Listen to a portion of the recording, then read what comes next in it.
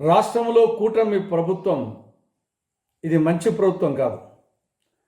రైతన్నలను నిండా ముంచిన ప్రభుత్వం.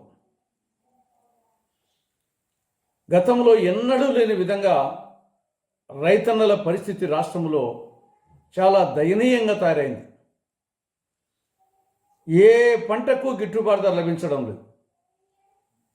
అరటి కానీ, చీనీ కానీ, నిమ్మ కానీ, మామిడి కానీ, ఉల్లి కానీ, టమోటా కానీ, పూలు కానీ, మిర్చి కానీ, పొగాకు కానీ, ఇలా ఏ పంటకు కూడా గిట్టుబాటు ధర లభించడం లేదు.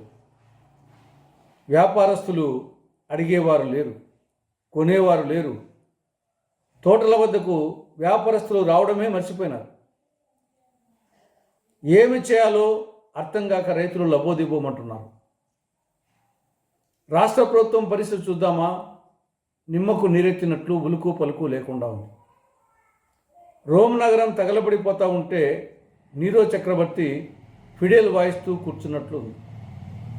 కేవలము మాటలు తప్ప చేతలు లేవు.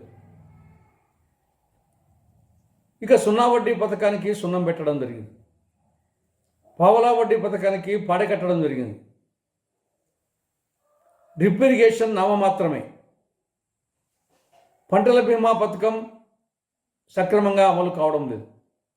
ఇన్పుట్ సబ్సిడీ సకాలంలో ఇవ్వడం లేదు. సబ్సిడీ విత్తనాలు కూడా సకాలంలో ఇవ్వడం లేదు. రసాయనిక ఎరువు ధరలు అమాంతంగా పెరిగిపోయినాయి.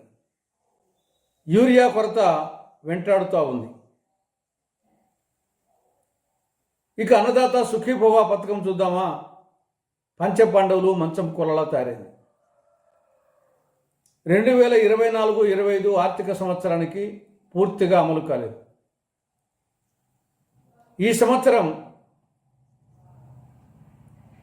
ప్రతి ఏడాది 20,000 రూపాయలు ఇస్తామని చెప్పి ఒకేసారి 6,000 కోత కోయడం జరిగింది. లబ్ధిదారుల సంఖ్యలో 7 లక్షల మంది కోత కోయడం జరిగింది. కౌలు రైతులకు ఈ అన్నదాత సుఖీభవ పథకం అమలు కావడం లేదు, అన్వయించడం లేదు. కానీ ఏ కోణంలో చూసినా రైతుల పరిస్థితి దయనీయంగా ఉంది. ఒకవైపు రైతులేమో మాకు గిట్టుబాటు ధర కల్పించు చంద్రన్న అంటుంటే, చంద్రన్నేమో లేదు లేదు మీకు పంచసూత్రాలు బోధిస్తా అంటున్నాడు. ఏమన్నా అర్థం ఉందా? పక్క రైతులు ప్రాణం పోతూ ఉంటే ఈయన పంచసూత్రాలు బోధిస్తాడట.